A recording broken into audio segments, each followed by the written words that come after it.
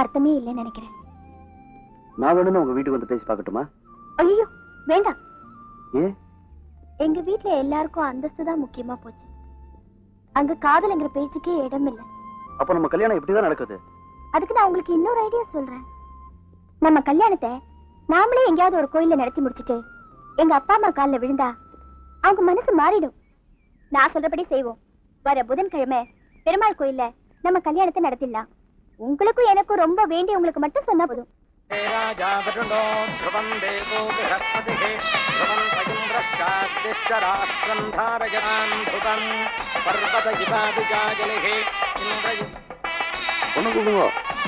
பொண்ணை கூட்டுவாங்க, பொண்ணை கூடுவாங்க.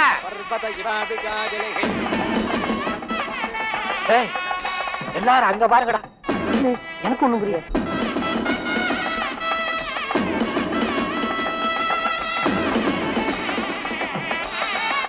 யார் இந்த பொண்ணு? ஐயோ, இப்ப இந்த பொண்ணை யாருன்னு கேளுங்க. ஒரு நல்ல காரியத்தை செய்ய போறீங்கன்னு ஏன் சொந்த செலவுலயே இந்த கல்யாணத்துக்கு ஏற்பாடு பண்ணா இப்ப ஏதோ மறந்துட்ட மாதிரி பேசுறீங்களே. என்ன குழப்பற? ராமு சார், நீங்க தான் குழப்பறீங்க. நீங்க அந்த பொண்ணை கல்யாணம் பண்ணிக்க போறீங்கன்னு லதா சொன்னதுனாலதான் நாங்களாம் இருக்கோம். லதா, நான் எப்ப உங்ககிட்ட அப்படி சொன்னேன்? இது உனக்கு எனக்கு நடக்க வேண்டிய கல்யாணம் தானே. Shut up. என்ன கதையை மாத்த பாக்க சொல்லுங்களேன்டா. உங்க எல்லாருக்கும் சொல்றேன், ராமுவும் லதாவும் லவ் பண்ணதா உண்மை. ஆமா அப்படின்னு இவர் சொல்ல சாரா? அவன் சொல்றது என்ன எங்களுக்கே தான் தெரியும். Stop it. நீங்க எல்லாரும் சேர்ந்து சொன்னா இல்லாதது இருக்கதான் ஆயிடுமா? மிஸ்டர், நீங்க இந்த பொண்ணை கல்யாணம் பண்ணிக்கிறீங்களோ இல்லையோ அது உங்க இஷ்டம். ஆனா நீங்க சொல்ற மாதிரி உங்களுக்கு கழுத்து நீட்டுறதுக்கு நான் ஒன்னும் பைத்தியக்காரி இல்ல. புரிஞ்சுதா? வரேன். மன்னிச்சிடுங்க சார், என்ன இப்படி நடிக்க சொன்னாங்க, நடிச்சேன். ஆனா உங்களுக்குள்ள இப்படி லவ் இருக்கிற விஷயம் எனக்கு தெரியாது சார். சாரி. லதா, கொஞ்சம் நில்லு.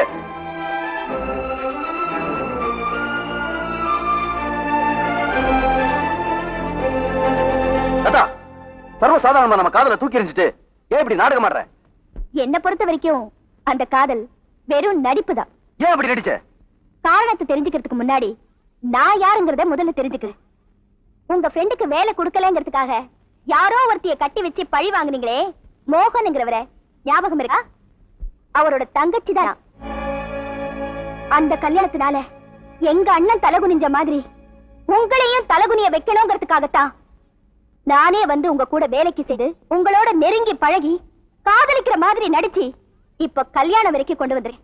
இப்ப நீங்க அந்த பொண்ணு கழுத்துல தாலி கட்டலைனாலும் நாளைக்கு இந்த விஷயம் பேப்பர்ல வந்து நீங்க அவமானப்படும். எனக்கு அது போதும்.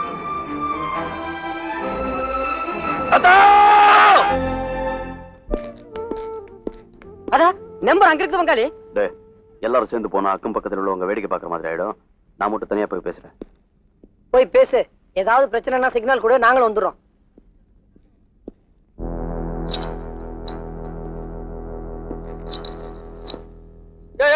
இல்லையா யாரியா நீ? நீ பாட்டு கேட்டு உள்ள வந்துகிட்டு இருக்க. இது லதா வீடு தானே? ஆமா. லதா இருக்கா? இல்ல. எங்க போயிருக்காங்க? அவங்க குடும்பத்தோட சொந்த ஊர் போயிருக்காங்க. எப்போ வருவாங்க? தெரியாது. அவங்க சொந்த ஊர் எது? ஊட்டி. ஊட்டி அட்ரஸ் தெரியுமா? தெரியாது. அவங்க வீட்டுல வாட்ச்மேன் வேலை பாக்குற, ஊட்டி அட்ரஸ் கூட தெரியாதா? எனக்கு தெரியாதுன்றல என்ன சட்டை பிடிக்கிற? உண்மையா சொல்லு, தெரியுமா தெரியாதா? அதே தெரியாதுன்றலையா?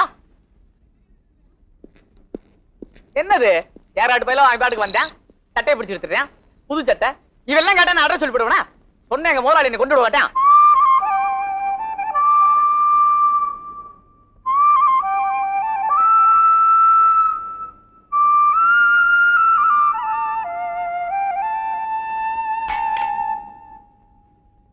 வந்துட்டேன். வணக்கம் சார். முதல்ல நீங்கெல்லாம் யாருன்னு சொல்லுங்க, அப்பதான் பதில் வணக்கம் சொல்லுவேன். இந்த லெட்டர் கொஞ்சம் படிச்சு பாருங்க. சாந்தி, இவங்க எல்லாம் மெட்ராஸ்ல இருந்து வந்திருக்காங்க. சாமிநாதன் இவங்களை வீட்டுல தங்க வைக்க சொல்லி அனுப்பிச்சிருக்கா. என்ன சொல்ற? சாந்தி பர்மிஷன் கொடுத்துட்டா. வாங்க எல்லாரும் வாங்க.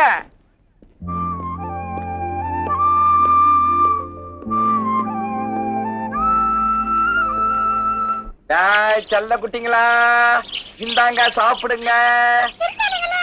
அவனுங்க வந்த 4 நாளா லோன்னு அலைஞ்சுக்கிட்டு இருக்கானுங்கம்மா.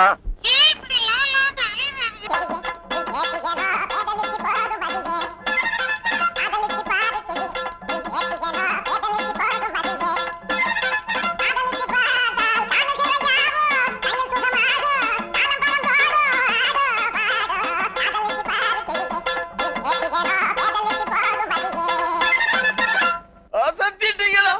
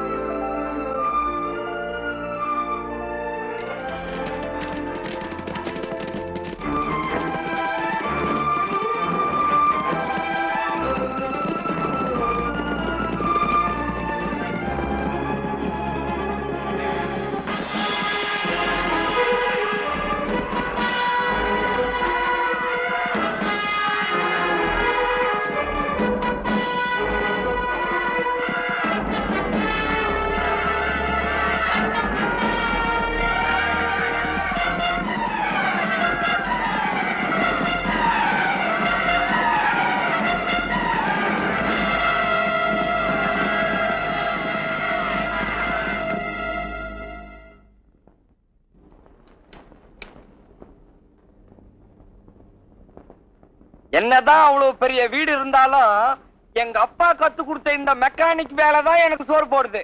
ஏங்க காய்கறி வாங்க பணம் கொடுங்க.